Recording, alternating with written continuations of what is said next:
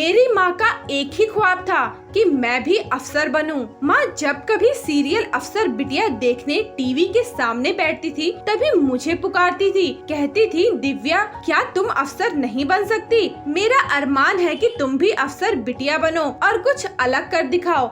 शुरू में मुझे लगा यह तो हर माँ बाप का सपना होता है, पर मेरी माँ जब कभी बोलती थी तब मैं उनके आंखों में पलते सपने को तैरते हुए देखा करती थी। बस मैंने ठान लिया कि जैसे भी हो बनकर दिखाऊंगी अफसर बिटिया। कुछ भी हासिल किया जा सकता है, जरूरत है बस जुनून, जज्बा और समर्पण। बैग कितना भारी और हल्का है यह मायने नहीं रखता, किताबी डिग्री से ज्यादा जरूरी है प्रैक्टिकल डिग्री। कहते हैं ना कुछ पाने के लिए कुछ खोना पड़ता है, बस मैंने भी खोई कुछ नींद और बाकी कुछ शौक। सखी सहेलियों और दोस्तों की रूटीन देख कभी कभी मेरा भी मन डोलता था कि मैं भी घूमूं फिरूं, सोशल मीडिया पर एक्टिव रहूं। ऐसा भी नहीं था कि यह सब कुछ मैंने त्याग दिया था। सोशल मीडिया से अप टू डेट खबरें मिलती रहती और जनरल नॉलेज भी बढ़ा। कुछ मेहनत करनी पड़ी और थोड़ी ज्यादा पढ़ाई करनी पड़ी, क्योंकि किताबें और विषय इतने होते हैं कि अगर आप एक घंटा भी दे तो 7 घंटे से 8 घंटे तक पढ़ना ही पड़ता है।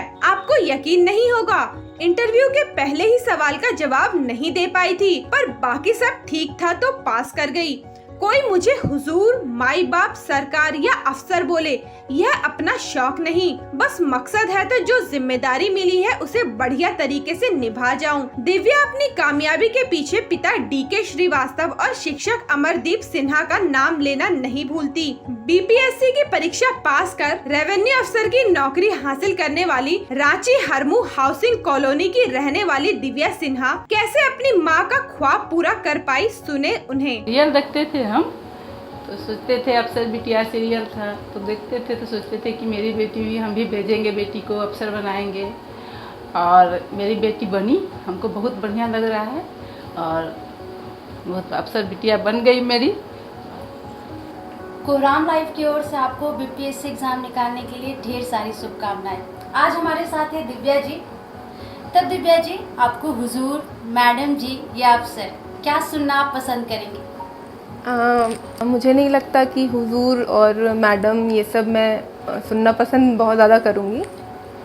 मैडम एक प्रीफिक्स है जो मैं आपको भी बोल सकती हूँ, और जो खुशी मुझे मैडम कहने से शायद नहीं होगी, और अगर मैं ये जो रिस्पॉन्सिबिलिटी है उसको अच्छे से निभाऊँ तो मैं ज़्यादा खुश रहूँगी।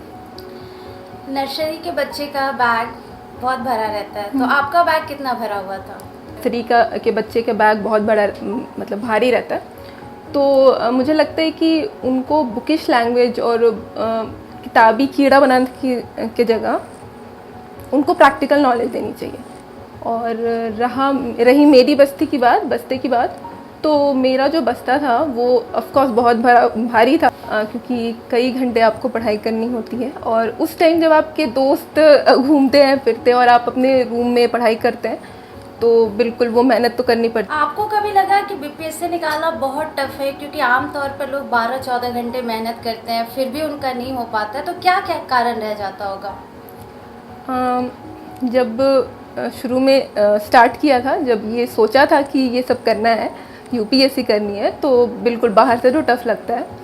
और कई बार लोग ऐसा मिथ बना देते हैं कि 12 घंटे 14 घंटे हमें पढ़ाई करनी होती है, सोशल मीडिया से दूर रहना होता है, बिल्कुल पैक करके खुद को पढ़ना होता है। बट मैं वैसी नहीं थी। मैंने अगर आप घंटे पूछे तो मुझे लगता है 8 से 10 घंटे तो हमें देने पड़ते हैं, क्योंकि हमारे पास इतने सब्जेक्ट्स होते हैं कि अगर आप एक घंटे भी सबको देते हैं तो वो 8-10 घंटे हो जाते हैं। वैसे मैं ब्रेक्स भी लेती थी, मैं घूमना भी पसंद करती थी, तो कई बार मैं ट्रिप्स पे भी जाती थी, और सोशल मीडिया पे भी मैं एक्टिव हूँ, लाइक फेसबुक, इंस्टाग्राम।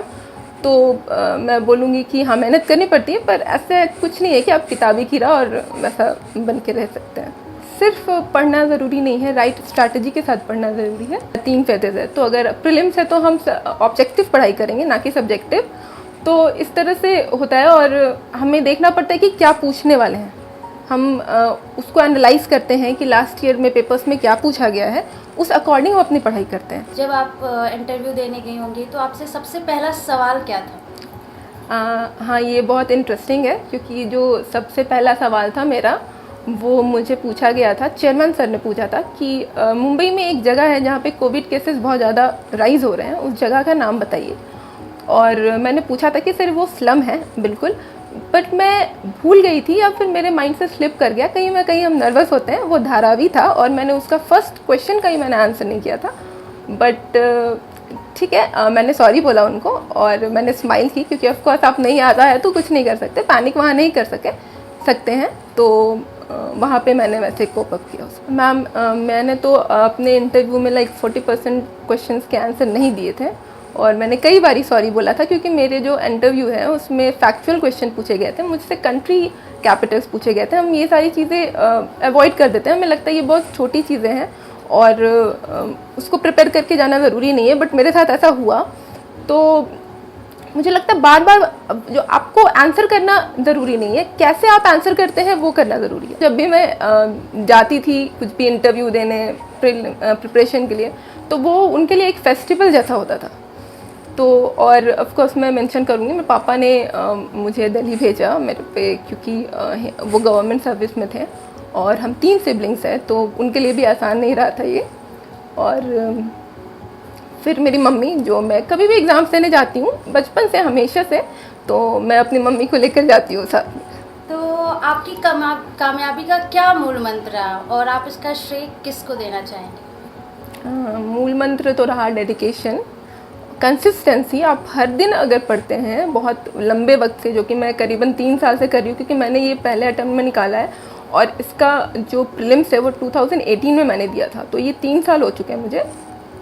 तो इसका ऑफ कोर्स मैं क्रेडिट मैंने बताया मैं पूरी फैमिली को देना चाहूँगी, जिसमें सबसे पहले मैं पापा को देना चाहूँगी।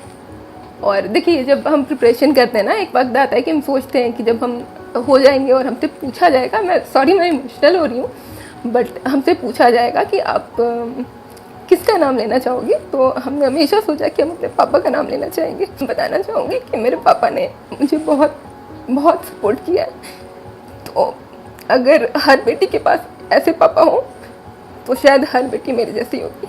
अब पापा कहेंगे कि ऐसी बेटी सबके पास हो तो अच्छा लगता है।